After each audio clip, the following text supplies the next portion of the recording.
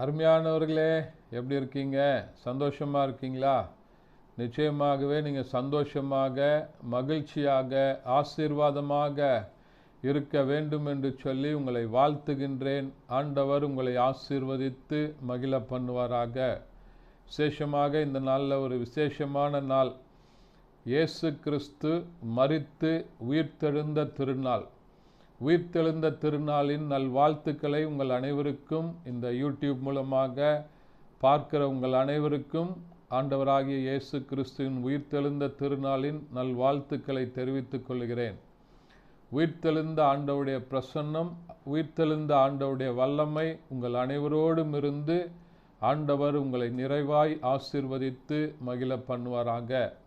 இந்த விசேஷித்த நாளுக்கென்று ஒரு நல்ல ஆசீர்வாதமான செய்தியாக தெரிந்து கொள்ளப்பட்ட வேத பகுதி லூக்கா எழுதின சுவிசேஷம் 24ஆம் அதிகாரம், அதனுடைய 5வது வசனம் 6வது வசனம்.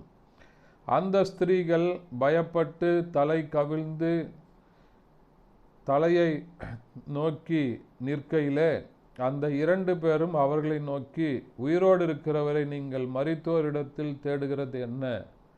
அவர் இங்கே இல்லை, அவர் உயிர்த்தெழுந்தார் என்று சொல்லி அந்த பிரகாசமுள்ள வஸ்திரம் தரித்த 2 பேர் அந்த கல்லறையினிடத்தில் சென்ற அவர்களை பார்த்து சொன்னார்கள் என்று சொல்லி பார்க்கிறோம். உலகத்திலேயே மரித்து அடக்கம் பண்ணப்பட்டு காலியாக இருக்கிற கல்லறை என்று சொன்னால் அது ஆண்டவராகிய இயேசு கிறிஸ்துவின் கல்லறை தான். இந்த நிகழ்வு உண்மை சம்பவமாக வேதத்தில் எழுதப்பட்டிருக்கிற காரியங்கள். இயேசு கிறிஸ்துவை மரித்து அடக்கம் பண்ணப்பட்ட அந்த கல்லறையினிடத்தில் ஸ்திரீகள் அதிகாலையிலே போய் பார்க்கிறார்கள். வாரத்தின் முதலாவது நாள் ஞாயிற்றுக்கிழமை காலையிலே அவர்கள் சென்று பார்க்கும்போது அந்த கல்லறையானது காலியாக இருக்கிறது. பிரகாசமுள்ள வஸ்திரம் தரித்த 2 பேர் அந்த இடத்துல நிற்கிறதை பார்க்கிறார்கள்.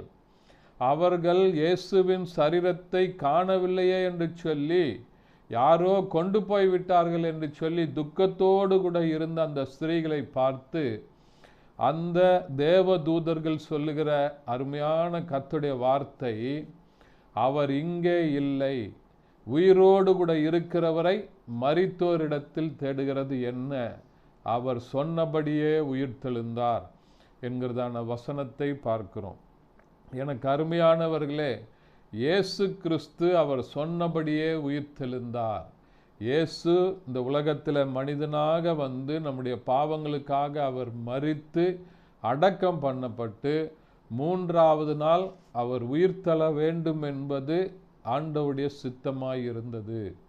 இயேசு கிறிஸ்து ஒருவேளை மரித்து உயிர்த்தெழவில்லை என்று சொன்னால் நீங்களும் நானும் கிறிஸ்தவர்களாக இருப்பதே கேள்விக்குறியாக இருக்கும்.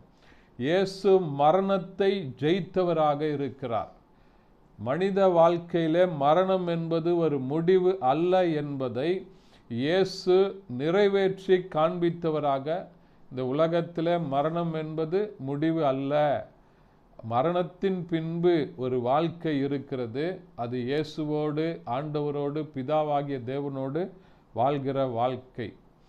அதை ஆண்டவராகிய இயேசு கிறிஸ்து இந்த உலகத்திலே காண்பிப்பதற்காக வந்தவர். தன்னுடைய சரீரத்தின் மூலமாக இந்த உலகத்தின் அனைத்து பாவங்களையும் அவர் ஏற்றுக்கொண்டு மன்னித்து சிலுவையில் மரித்து 3வது நாள் உயிரோடு கூட எழுந்திருக்கிறார். இந்த உயிர்த்தெழுந்த ஆண்டவருடைய வல்லமை, இந்த உயிர்த்தெழுந்த ஆண்டவருடைய பிரசன்னம், யாரெல்லாம் இயேசு மெய்யாகவே உயிர்த்தெழுந்திருக்கிறார் என்று சொல்லி உங்களுடைய இருதயத்தில் விசுவாசிக்கிறீர்களோ அவர் உங்களுடைய இருதயத்தில் வந்து சாவுக்கேதுவான உங்களுடைய சரீரங்களை உயிர்ப்பிப்பதற்கு அவர் வல்லமையுடையவராய் இருக்கிறார். அவருடைய உயிர்த்தெழுந்த வல்லமையினால் உங்களை நிரப்புவதற்கு ஆண்டவர் வல்லமையுடையவராய் இருக்கிறார். இந்த உலகத்தில் இருக்கிற எல்லாவற்றை காட்டிலும் இயேசு தேவனாகிய கர்த்தர் அவர் மேன்மையுடையவராக இருக்கிறார் என்பதை ஆண்டவருடைய உயிர்த்தெழுதல் நமக்கு நினைவுபடுத்துகிறதாய் இருக்கிறது. இந்த இயேசு கிறிஸ்துவின் உயிர்த்தெழுதலை விசுவாசிக்கிறவர்கள் இயேசு கிறிஸ்துவினுடைய உயிர்த்தெழுதலே உங்களை இணைத்து கொள்ளும்போது உங்களையும் ஆண்டவர் உயிர்ப்பிப்பதற்கு வல்லமையுடையவராய் இருக்கிறார். மனித வாழ்க்கையில, விசுவாச வாழ்க்கையில நம்ம ஆண்டவரோடு கூட வாழும்போது மரணம் என்பது ஒரு முடிவு அல்ல, அது மறுமையின் வாழ்விற்கு அடையாளம், ஆரம்பம். இயேசுவை மரித்தோரிலிருந்து உயிர்த்தெழ பண்ணின அந்த பரிசுத்த ஆவியானவர் உங்களுக்குள்ள இருக்கும்போது சாவுக்கு ஏதுவான நம்முடைய சரீரங்களை அவர் உயிர்ப்பிக்க வல்லமையுடையவராய் இருக்கிறார். இந்த உலகத்தில் நீங்களும் நானும் வாழ்கிற வரைக்கும் இயேசு கிறிஸ்துவனுடைய உயிர்த்தெழுந்த வல்லமையினால உங்களை நிரப்ப உண்மையுள்ளவராய் இருக்கிறார். இயேசுவை உயிரோடு கூட எழுப்பின அந்த பரிசுத்த ஆவியானவர் இந்த காலை வேளையில் இந்த வசனத்தை நீங்கள் விசுவாசிக்கும் போது மெய்யாகவே கிறிஸ்து உயிர்த்தெழுந்திருக்கிறார் என்கிறதான வார்த்தையை நீங்கள் விசுவாசிக்கும் போது உயிர்த்தெழுந்த ஆண்டவருடைய வல்லமை, உயிர்த்தெழுந்த ஆண்டவருடைய பிரசன்னம், உயிர்த்தெழுந்த ஆண்டவருடைய வழி நடத்துதல் உங்களோடு கூட இருந்து ஆண்டவர் உங்களை ஆசீர்வதித்து மகிழ பண்ணுவாராக. கண்களை மூடி ஜெபிக்கலாமா? பரிசுத்த பிதாவே, உம்மை துதிக்கிறோம், உம்மை ஸ்தோத்தரிக்கிறோம், உம்முடைய நாமத்தை மகிமைப்படுத்துகிறப்பா.